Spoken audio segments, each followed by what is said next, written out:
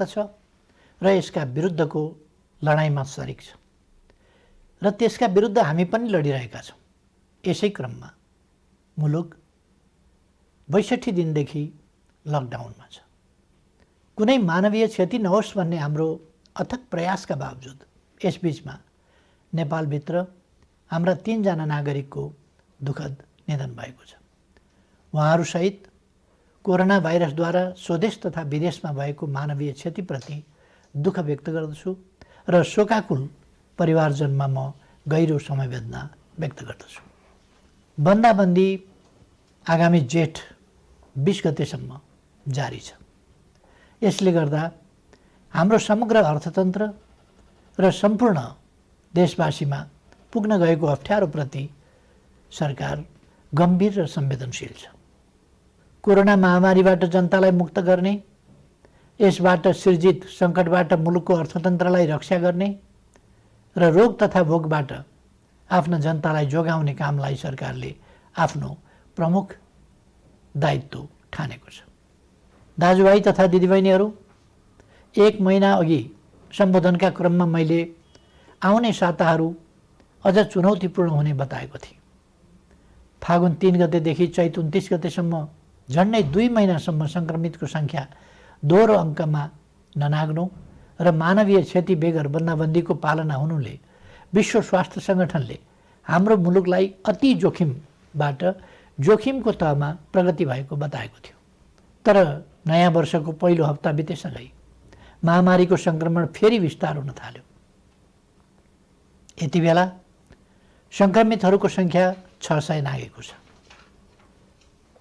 आसन्न जोखिमले हामीलाई थप सजग हुन, अझ उच्च योजनाका साथ सङ्क्रमणलाई नियन्त्रण गर्न र राज्यका सबै अङ्गहरूलाई महसुस हुने गरी अझ चुस्त र प्रभावकारी बनाउन माग गरेको छ। यस महामारीलाई नियन्त्रण गर्न प्रारम्भिक दिनका तयारीमा केही अलमल जस्तो देखिए तापनि हालसम्म आइपुग्दा हामीले लिएका कदमहरू सफल भएका छन्। लकडाउनले जीवनलाई असहज त बनाएको छ, तर यसले सामाजिक दूरी कायम गर्न, केसहरू पहिचान गर्न, आइसोलेसनमा राख्न र सम्पर्कित व्यक्ति पत्ता लगाउन मद्दत पुर्याएको छ। समयमै गरिएको लकडाउन, अन्तर्राष्ट्रिय सीमा नाका र उडानहरू बन्द गर्ने निर्णय र समयमै तय गरेको अस्पताल सेवा सञ्चालन कार्यविधिको तर्जुमा र कार्यान्वयन लगायतका कदमहरूले महामारीबाट हुन सक्ने डरलाग्दो क्षतिलाई जोगाएको छ। यसबीचमा 2 महिनाका शिशुदेखि 81 वर्षीय वृद्धासम्मलाई निको पार्न सकिनुलाई उपलब्धिका रूपमा लिइनुपर्दछ। यसरी दक्षिण एसियाका कतिपय मुलुकहरूको तुलनामा नेपालमा महामारी नियन्त्रणको स्थिति प्रभावकारी छ, तर त्यो ढुक्क भएर बस्ने स्थितिमा भने छैन। कोरोना विरुद्धको हाम्रो लडाईँ निकै चुनौतीपूर्ण र लामो छ भन्ने यथार्थप्रति सरकार सचेत छ। आपूर्तिका सीमित स्रोत भएका कारण औषधि र स्वास्थ्य उपकरणको खरिदमा सिर्जना भएका केही अप्ठ्याराहरू हल भएका छन्। एकमात्र प्रयोगशालाबाट सुरु भएको कोभिड-19 को परीक्षणलाई 7वटै प्रदेशसम्म विस्तार गर्दै 20 भन्दा बढी प्रयोगशालाबाट अहिले तीव्र बनाइएको छ। परीक्षणको दायरालाई विस्तार गर्न किट तथा औषधिको प्रबन्ध द्रुत गतिमा गरी यसलाई यथाशीघ्र अझै उन्नत बनाइनेछ। विज्ञहरूले दिएको सल्लाह बमोजिम कम्तीमा जनसङ्ख्याको 2% परीक्षण विस्तार गर्ने योजनामा सरकार छ। प्रत्येक स्थानीय तहलाई कोभिड-19सँग जुझ्न सक्ने गरी स्वास्थ्य सुरक्षा, स्वास्थ्य सेवा, आधारभूत वस्तुहरूको आपूर्ति र शान्ति सुव्यवस्था कायम गर्न सक्ने तुल्याउन सङ्घ र प्रदेश बीचको सहकार्यलाई थप प्रभावकारी बनाइनेछ। खास गरी क्वारेन्टाइनको प्रबन्ध, राहत वितरण, आपूर्ति प्रणालीको व्यवस्थापन र अनुगमनमा स्थानीय तहलाई सक्षम पार्ने गरी साझेदारी अघि बढाइनेछ। क्वारेन्टाइनको सङ्ख्या बढाउने र त्यसको स्तरमा पुनरावलोकन गरी व्यापक सुधार गरिनेछ। आवश्यकता अनुसार बन्द अवस्थामा रहेका होटल तथा उपयुक्त सार्वजनिक संरचनाहरूलाई समेत क्वारेन्टिनको रूपमा प्रयोग गर्ने बारेमा समेत योजना बनाइएको छ। केन्द्रीय योजना र स्थानीय तहको व्यवस्थापनमा सङ्क्रमित नागरिकको स्वास्थ्योपचार र क्वारेन्टिनमा राखिएका व्यक्तिहरूको खानपान तथा हेरचाह व्यवस्थित गरिनेछ। महामारी विस्तार भएको ठाउँलाई सिल गरी त्यहाँ युद्ध स्तरमा परीक्षण तथा नियन्त्रणको कार्यलाई अघि बढाइनेछ। महामारी अहिले फैलिँदो अवस्थामा छ। यस महामारीसँग जुझ्न सबै सरकारी निकायहरू चुस्त र प्रभावकारी हुनै पर्दछ। समयको चुनौती सामना गर्न नसक्ने कुनै पनि संरचनाको नेतृत्वको तत्काल पुनर्व्यवस्था गरिनेछ। राष्ट्रिय सङ्कटको यस घडीमा खेलेको भूमिकालाई नै सम्बन्धित व्यक्तिको मूल्याङ्कनको मुख्य आधार बनाउँदै दण्ड र पुरस्कारको व्यवस्था गरिनेछ। कोरोना महामारी विरुद्ध एकीकृत कमान्ड एवं केन्द्रीय योजनालाई थप प्रभावकारी बनाइनेछ। सङ्घ, प्रदेश र स्थानीय तहबीच कोरोना सङ्क्रमण रोकथाम र नियन्त्रणका क्षेत्रमा जीवन्त सूचना संवाद तथा प्रभावकारी समन्वयका लागि तीनवटै तहमा सम्पर्क व्यक्ति वा निकाय तोकी विद्यमान संस्थागत व्यवस्थालाई अझ चुस्त तुल्याइनेछ। फैलिँदो महामारीप्रति चासो राख्ने र यस महामारी विरुद्धको लडाइँमा कुनै न कुनै रूपमा संलग्न विभिन्न पक्षलाई समेटेर एउटा परामर्शदात्री संयन्त्र छिटै घोषणा गरिनेछ। दिदीबहिनी तथा दाजुभाइहरू, कुनै पनि विषयले कोरोना विरुद्धको जारी युद्धलाई कमजोर पार्न हुन्न भन्नेमा म स्पष्ट छु। मैले पहिले पनि भनेको छु, मानिसका लागि जीवन पहिलो कुरा हो। रोग वा भोग केहीबाट पनि हाम्रा देशवासीको जीवन जोखिममा पर्न नदिन सरकार हदैसम्म प्रयत्नशील रहन्छ। यस कार्यमा सरकार सबै देशवासीबाट आजसम्म प्राप्त सहयोगका लागि आभारी छ र आगामी दिनमा थप रचनात्मक सहयोगको अपेक्षा पनि गर्दछ। अहिले मुलुक बाहिर रहेका नेपालीहरूको घर फर्किने क्रम बढेको छ। मैले नेपालीहरूको ठुलो सङ्ख्यामा कार्यरत रहेका मुलुकका सरकार तथा राष्ट्र प्रमुखसँग गम्भीर संवाद गरेको छु। नेपालीहरूको अप्ठ्यारोमा सहयोग गर्न मैले गरेको आग्रहमा उहाँहरूले निश्चिन्त रहन आश्वस्त पार्नु भएको छ। म उहाँहरू सबैलाई धन्यवाद भन्न चाहन्छु। यसका अतिरिक्त कोभिड-19 को विश्वव्यापी सङ्क्रमणको कारणबाट उत्पन्न असहज परिस्थितिमा स्वदेश फर्कनुपर्ने अवस्थामा रहेका नेपालीलाई स्वदेश फर्काउने व्यवस्था सम्बन्धी विस्तृत योजना सहितको आदेश तत्काल जारी गरिनेछ। विश्वका जुनसुकै कुनामा अप्ठ्यारोमा परेका आफ्ना देशवासीहरूलाई सरकारले समयमै उद्धार गर्छ। समस्याको प्राथमिकता र देशभित्रको तयारीका बीच सन्तुलन मिलाउँदै यो काम छिट्टै सुरु गरिनेछ। सरकार आफ्ना नागरिकप्रति संवेदनशील छ, यसमा निश्चिन्त रहन म सबैमा आग्रह गर्दछु। विश्व स्वास्थ्य सङ्गठनको प्रोटोकल अनुरूप घर फर्कनेहरूको सीमा पार गर्नु अघि अनिवार्य परीक्षण हुनुपर्ने थियो, जसले महामारीलाई समुदाय स्तरमा फैलिनबाट धेरै हदसम्म जोगाउन सक्थ्यो। तर छिमेकी मित्र राष्ट्र भारतबाट अधिकांश घर फर्कनेहरू नियमको पालना र परीक्षण बिना नै अनेक कष्ट झेल्दै ठुलो सङ्ख्यामा सीमा पार गरिरहनु भएको छ। परीक्षणको अभावमा महामारी तीव्र गतिमा फैलिनमा यसले पनि योगदान गरिरहेको छ। स्वदेश भित्रिसक्नुभएका दाजुभाइ दिदीबहिनीहरूले छिटो परीक्षण गर्न, सामाजिक दूरी कायम गर्न, सुरक्षित ढङ्गले क्वारेन्टिनमा रहन र अन्य नियमहरूको पालना गर्न जरुरी छ। यस काममा उहाँहरूलाई आवश्यक सहयोग पुर्याउने थप दायित्व स्थानीय तहको काँधमा आइपरेको छ। यस्तै अवस्थामा जनस्तरमा पारस्परिक सहयोगको आवश्यकता हुन्छ। जनता बीचको आपसी सहयोग र सजगतामा मात्रै कोरोना जस्तो महामारीको सङ्क्रमणलाई नियन्त्रण गर्न सकिन्छ। हामी स्पष्ट हुनुपर्दछ, कोही पनि रहरले मात्र विदेशिएको हुँदैन। कोरोना सङ्क्रमण जो कसैलाई पनि हुन सक्छ, कसैले पनि इच्छाले सङ्क्रमण बोकेर फर्किएको पनि हुँदैन। कसैको पनि बोली र व्यवहारबाट घर फर्किएकाहरूको आत्मसम्मानमा चोट नपुगोस् भन्नेमा सचेत रहन म सबै देशवासीहरूलाई आग्रह गर्दछु। घर फर्किएका सबै दिदीबहिनी दाजुभाइहरूलाई आफ्ना कारणले आफ्नो परिवार, छरछिमेक तथा समुदायमा महामारी नफैलियोस् भन्नेमा सतर्क रहन र चिकित्सक तथा प्रशासनको सल्लाह बमोजिम स्वास्थ्य सम्बन्धी अन्य नियमहरूको पालना गर्न अनुरोध गर्दछु। अप्ठ्यारो बेलामा केही तत्त्वहरू जनतामा भ्रम फिजाएर आफ्ना अलग स्वार्थ र उद्देश्यहरू पूरा गर्न सक्रिय हुन सक्दछन्। यसरी जनतालाई भ्रमित गर्दै समाजमा असन्तोष फैलाउन उद्धत गैर जिम्मेवार तत्त्वहरूको बहकावबाट सतर्क रहन समेत आह्वान गर्दछु। विश्वव्यापी प्रवृत्ति र हाम्रो मुलुकमा त्यसको प्रभावलाई हेर्दा यस महामारीको सङ्क्रमण अझै केही अवधि जारी रहने देखिन्छ। समुदायमा सङ्क्रमण थप विस्तार हुन नदिन आवश्यक सावधानीका साथ केही नयाँ कदमहरू चालिनेछ।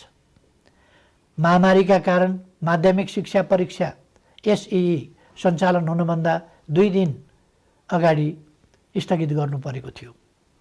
यो परीक्षा सञ्चालन हुन नसक्दा लाखौँ विद्यार्थी अहिले अन्यलमा छन्। अहिले तत्काल परीक्षा सञ्चालन गर्न सकिने अवस्था पनि विद्यमान छैन। तसर्थ एसईईका परीक्षार्थी विद्यार्थीहरूको सिङ्गो शैक्षिक वर्ष खेर जान नदिन शिक्षा, विज्ञान तथा प्रविधि मन्त्रालयले छिट्टै आवश्यक प्रबन्ध मिलाउनेछ।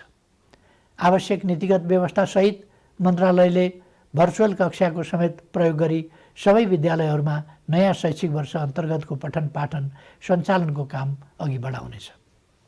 कोरोना भाइरस महामारीको जोखिम न्यून गर्दै आवश्यक आर्थिक क्रियाकलापलाई सुचारू गरिनेछ। सरकारको नीति तथा कार्यक्रममा जोड दिइए अनुरूप खेतीपातीको याम खेर जान नदिन सामाजिक दूरी र आवश्यक परहेजलाई ख्याल गरी कृषि कार्य अघि बढाइनेछ। समुदायमा सङ्क्रमण फैलिन नदिन मानिसको आवागमनलाई आवश्यक मात्रामा सीमित गर्ने गरी प्रशासनिक कडाइलाई भने कायमै राखिनेछ। कोरोना महामारीका कारण थपिन सक्ने गरिबी र बेरोजगारीलाई समाधान गर्न कृषि क्षेत्रको अहम भूमिका हुने कुराप्रति सरकार सचेत छ।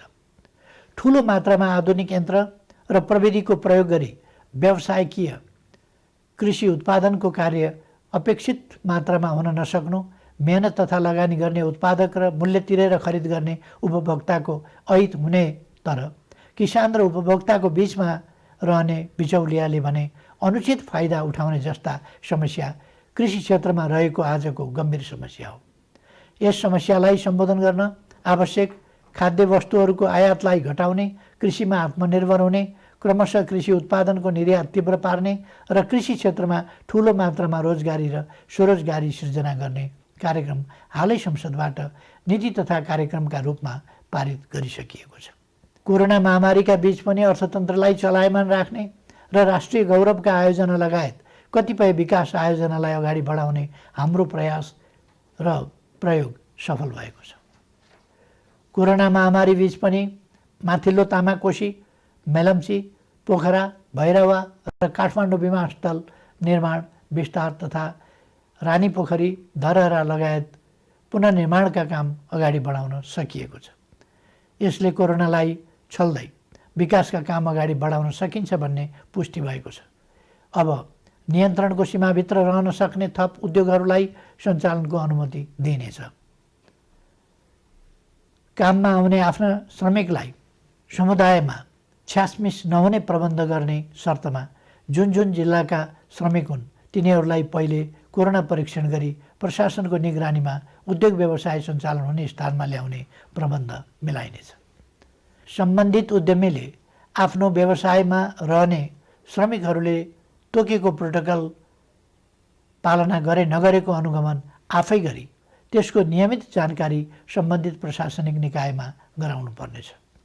यसको प्रभावकारिताको आधारमा क्रमशः थप व्यवसाय सञ्चालनको प्रक्रिया अघि बढाइनेछ। दैनिक आवश्यक वस्तुहरूको आपूर्ति सहज तुल्याउने र आन्तरिक उत्पादन वृद्धिका लागि कच्चा पदार्थदेखि उत्पादित वस्तुको बजारसम्मको श्रृङ्खला अवरुद्ध हुन दिइने छैन। आवश्यक वस्तुहरूको आन्तरिक ढुवानी र आयात निर्यात सहज बनाइनेछ। कोरोना महामारीको असरबाट क्षति भएका औद्योगिक व्यावसायिक क्षेत्रका लागि राहत सुविधाको व्यवस्था सरकारले गर्नेछ। यस्ता सुविधामा कर सहुलियत, शुल्क मिनाहा, कर्जाको ब्याज सहुलियत, सहज ऋणको उपलब्धता एवं विद्युत लगायतका क्षेत्रमा दिइने छुटहरू पर्नेछन्। निजी क्षेत्र सबल नहुँदा अर्थतन्त्र सबल हुन सक्दैन भन्ने यथार्थलाई सरकारले राम्रोसँग बुझेको छ। शिथिल बन्न पुगेको अर्थव्यवस्थालाई दुरुस्त गर्न आवश्यक आर्थिक पुनरुत्थान सम्बन्धी विस्तृत प्रस्ताव अर्थ मन्त्रालयले छुट्टै जारी गर्नेछ। यस अप्ठ्यारो समयमा अपाङ्गता भएका व्यक्ति वा अन्य कसैको पनि राज्यले उपलब्ध गराउँदै आएको सामाजिक सहायतामा कटौती गरिने छैन। सामाजिक सुरक्षाको दायरा फराकिलो पारिनेछ। योगदानमा आधारित सामाजिक सुरक्षा प्रणालीलाई परिमार्जन गरिनेछ। यस प्रणालीमा आबद्ध सबै श्रमिकहरूको सामाजिक सुरक्षा कोषमा गर्नुपर्ने योगदान रकम हाललाई सरकारी कोषबाटै मिलान गरिनेछ। श्रम गर्नै नसक्नेलाई राहत दिउँ, बाँकी सबैलाई काम दिउँ र आर्थिक रूपमा भर्ते गरौँ भन्ने मान्यतामा सरकार दृढ छ।